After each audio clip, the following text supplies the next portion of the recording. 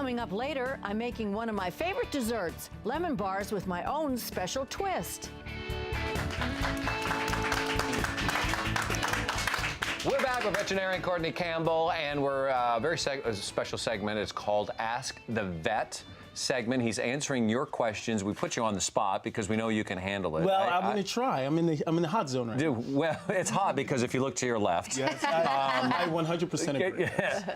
And you both have pets as well, right? Yes. What do you have? I have a little miniature schnauzer that we rescued named Emma. And I have a rescue blue Russian cat. Yeah. Wow. And I actually named my character after my dog. Is that weird? Not at all. On the show, my character's name is Emma. It just sort of occurred to me. Wait, is that a question for the vet? Yeah. Is that wrong? Is that wrong? As long as he's not offended by it, I'm sure. Yeah, okay, good. Well, we'll let you guys toss in a few questions here, but we want to get to our viewers because this is about you guys and sharing some of your thoughts with us. This first question is from Lori Shepka-Verkonda. She says, my Yorkie Poo is a chewer. I try to keep things away from him. Last week, he was having an intestinal problem, and he was standing in a downward dog pose with his butt up in the air, and he wouldn't sit. Should I be concerned? One word, yes. When I hear about a chewer, of course you didn't include the dog's age in there, but I think about a young dog, I think about juvenile behavior, and that means chewing on things, eating things, and potentially swallowing things. Right. So if we have an intestinal obstruction, that hurts. Yeah. And so how does a dog demonstrate, hey, my belly hurts?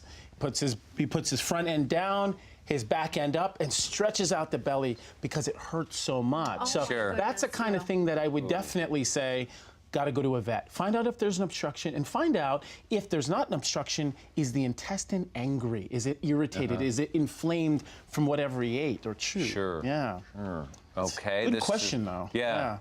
Joan Trumpeter Campbell says, every time my dog drinks water, he gags, coughs, sometimes spits it back up, and reverse sneezes. I'm not sure what that is, but a reverse sneeze. Yes. Is it because he drinks too much too fast? Well, I will tell you this. It's interesting you said, I don't know what that is, because anybody who's seen their dog reverse sneeze knows exactly what it is. It sounds like your dog is dying, okay? So instead of a regular sneeze, which is a forceful exhalation of air through the nose, a reverse sneeze is actually the opposite. It's forceful inhalation of air through the nose, and it sounds like they are literally choking or gasping. Like they're having a I know what that heart attack. I think they're having a heart attack. And I've seen dogs on an emergency basis at 2 in the morning, 3 in the morning for reverse sneezing. And you know what? It's usually totally benign. It's a sneeze? Yeah, it's a sneeze. But it scares you. It could be something caught in the throat. It could be irritating. But the cool, interesting thing about that question is that she put the two together. My dog is having problems drinking and reverse sneezes. Those two go together because a lot of dogs, if they have an excessively long, soft palate, you know that thing that dangles in the back of your throat when you look in the mirror and you're gargling? That can be too long. It gets caught in the throat, and so when you're drinking, you gag. And when it tickles, you reverse sneeze. Now, this reverse sneeze, totally a reflex. The dog doesn't think about it. The back of the throat just reflexively starts doing that, and they start reverse sneezing. Okay. But they can get air in them, right? So they're not lack of air. They're trying to get enough air, and it's usually benign. It'll go away on its own. Yeah. You don't need to stress about it. If it happens a lot, go see your vet, because he may want to take a look in the back of the throat and find out, is there a problem, or can we do something about that palate? Is that called uvula? Uvula, yeah, that's exactly what it is. Tom Zampola brings this question up. We talked about it at the top. Why does my dog eat grass and dog poo? Ooh. It's not all the time, maybe twice a month. Well, What a gross habit, I'm right? glad we did this after the segment. The eating segment. Why do they eat feces? Well, for a lot of times... It does? Yeah. Yeah, I think for a lot of times, we don't know why dogs do it, but there's so many reasons. For a lot of dogs, sometimes it's a disgusting habit they develop when they're younger. So let's say they want their bedding clean, and if it's not clean enough soon enough, they'll just eat it. Or if they think it's something that smells interesting, they want to find out what this tastes like, and so they'll try. And so there's a lot of just disgusting habits that they'll pick up when they're younger. So the best way to get them out of it is clean it up fast. And if you see them do it, distract them and have them, if they're interested in it, distract them by playing with them, having them sit, participate in some fun activities, a toy.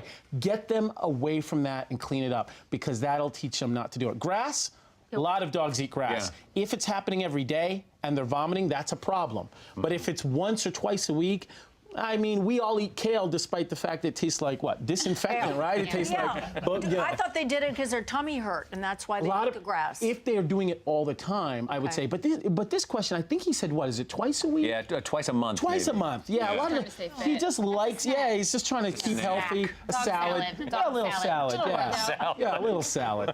Roughage. So maybe he was really going for the grass and actually got the poo and mixed in. Now he's got a... If they have a nutritional deficiency, if they're hungry, if they have an upset tummy, they're going to do it a lot more frequently, and I would investigate that. Your dog eats his feces? Yeah, he eats poop all the time. Oh. Yeah. But that's not your question. No. Yours is what? No, now, If she had that answer. There's things you can put in the food that will make it. That right. Yeah, and that didn't help. No, he stays his food. I would definitely. Oh, my.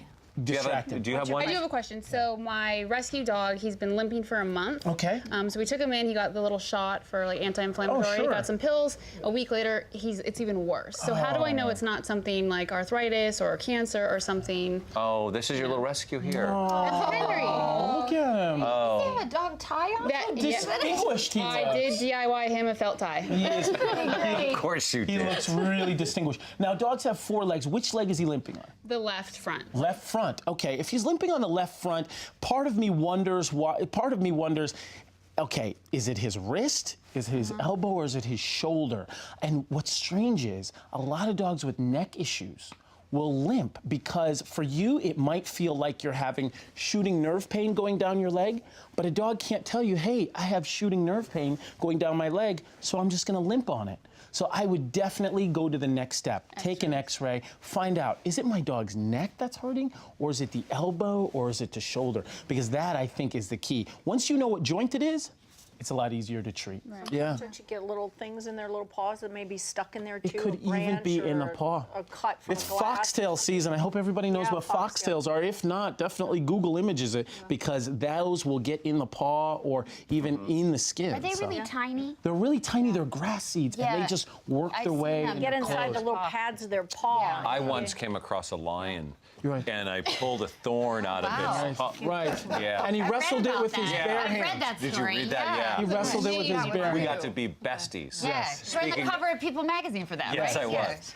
Do you have any questions that you would like People to ask? actually have new babies, and my daughter is now walking. Congratulations. Thank you. But now she's walking, and she really wants to get into it with the cat. The cat is very patient with her. Yeah. But are there things that I should be looking out for or teaching her to deal with the cat? We say suavecito, which means like They gentle. like to pull. That's Right. the problem. Is a baby's pet is really a pull. Sure, and if this pet grew up and was a kitten at the time, growing up with the child, then it's a lot easier. Some of those pets are the most well-behaved because they have to tolerate so much. The hair pulling, the tail pulling, and everything. But if they're adults and they're not used to that, that can be a problem. So right now, all interaction needs to be supervised. Right. All interaction needs to be facilitated. Have your child participate in activities. Play with them with a laser or with a toy or with a treat. That way, your kitty cat gets used to it, smells them, gets accustomed to them. Yes. Right. Wonderful. Okay. Good Yeah, stuff. Dr. Campbell, absolutely. thank you Good so stuff. much. Good Yeah. stuff. These are Yeah. great questions. Yeah. Thanks a This lot. is good. We should do this again. I love this. Yeah. Thank as also, and we didn't introduce, but this is a little. Yeah, this is little Paxi here, 14 years old. So well behaved. All right, coming up next, though, we're going to sit down and chat with Jolie Fisher, who's here with us. Go away.